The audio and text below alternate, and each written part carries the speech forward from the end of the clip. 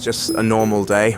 I was going to school, I had my GCSE exam in the morning. And I didn't have any exams in the afternoon, so I ended up just leaving school at lunch, and then I took my pal to the building. We got over the fence, got into the building. It was just fun, like on the inside, because it's just like the thrill of sort of being in like an abandoned place, you know, going around and sort of exploring.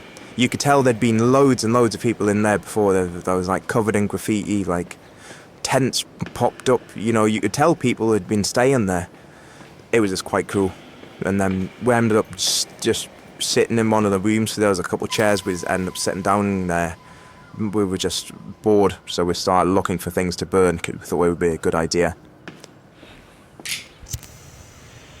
That was when we didn't really think it was that serious. We thought it was, you know, something cool for the Snapchat story.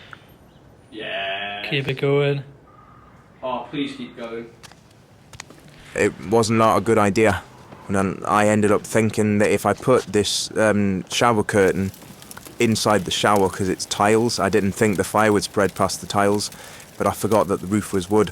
So when after the shower curtain burned out, it caught fire at the roof as well. We were sat in the other room with this fire burning in the room that's right next to it, and we had no idea how serious it was going to get. I'd taken videos and I think it was really cool and that, but I'd actually no clue what was going to happen. Like, Oh my god, we're gonna burn the building. I think social media can make you do stupid things sometimes just for like the wow factor. You've just kind of remember that it's not worth, you know, putting yourself in danger just for likes and comments, and by that my letters matter in the long term. We ended up just standing up, and then we looked up and we couldn't see the ceiling because there was that much smoke. It was just so scary how quickly the room filled up with smoke. I had absolutely no idea. But we'd never set a fire inside before. And I think that was the point where we realised that we had to get out. But we got in like through a little broken window, and it was really hard to find because it was just thick black smoke everywhere. We're gonna burn down. I was really scared. Like, I thought at that point I was like sort of in one of those sort of TV shows where you're in a burning building, but like I actually was in a burning building. At that point where you can't say your hand in front of your face, like it's so scary. There's so much smoke. It was getting to the point where we couldn't breathe, and we finally got to the window because there was some sunlight coming through because it was quite a hot day. Are you out? Are you out? Are you out? I don't think young people understand fire very well. They don't understand how hot it gets, how fast it develops and how fast it can spread until, it's too late. The evidence from the video footage is quite telling in the sense that the two of them are sat on the bed looking through the doorway or filming through the doorway into the ensuite bathroom, and you can see the shower curtain burning. But more than that, you can see the smoke level coming down in the room. And one of the most dangerous things about fire is the smoke. 2 or 3 breaths of that smoke and you're unconscious. And they are very obviously unaware of the danger of this. As the video progresses, the smoke layer, and bearing in mind this is hot temperatures, plastic will melt and all sorts of things will happen in that hot layer. This smoke layer is coming down, and it's not far from the top of their heads where they're sitting in the room. By the time we finally got out and we got onto the roof, we were looking around, and there was these security people who were on a construction site next to it with like loads of cameras pointing upward, and that's when we knew we were caught.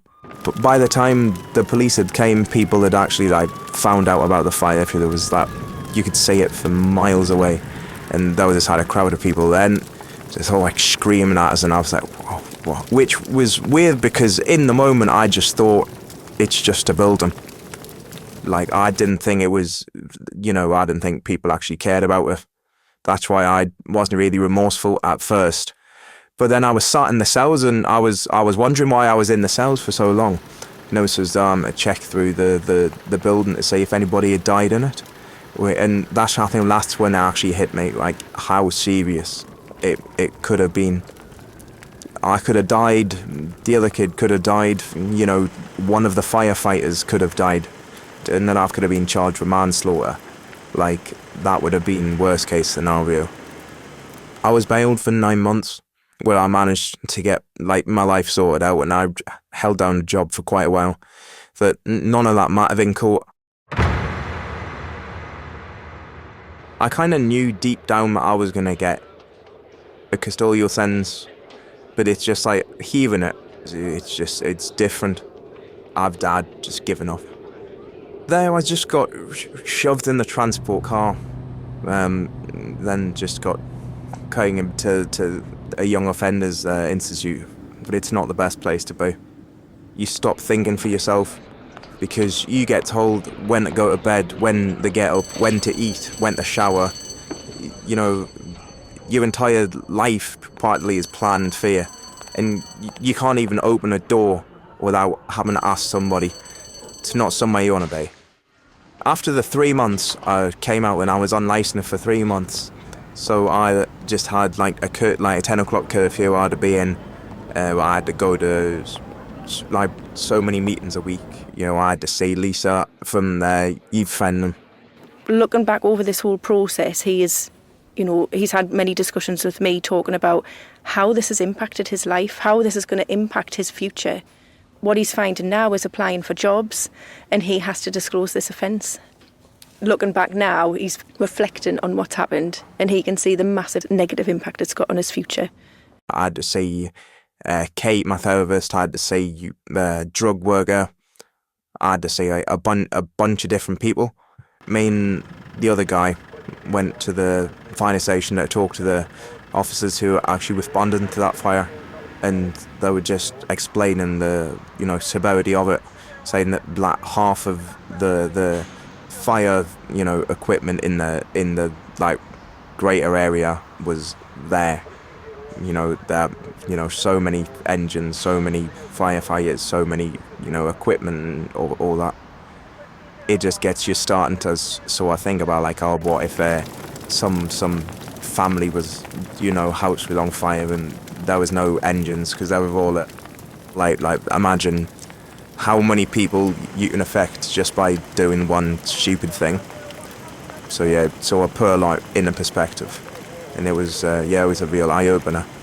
It's had a huge impact on their life. It's probably going to hang over them for the rest of their lives for several different reasons. How it impacted greatly on our service, on the community around that building, on the building owners, on other emergency services, but it's impacted hugely on the perpetrators, and they would have never expected all of this after. So it was interesting to see their perspective on things and how something that started off as a bit of fun can just snowball and have this major effect on their life. I'm now sat here nearly 18, and on paper I've got nothing to show for like the last 2 years since I've left school. It's pretty much impossible for me to get house insurance ever. It's quite hard to work in a lot of places with an arson charge. If you're in care, it's a massive inconvenience as well, because there's not a lot of foster houses that are insured to take your kid with an arson charge. It really just is a roadblock where you won't realise how much it will affect you until it's already happened. Like, I'm just now pretty much finding out how much this is going to affect me. Just don't start fires. It could be your life up in flames.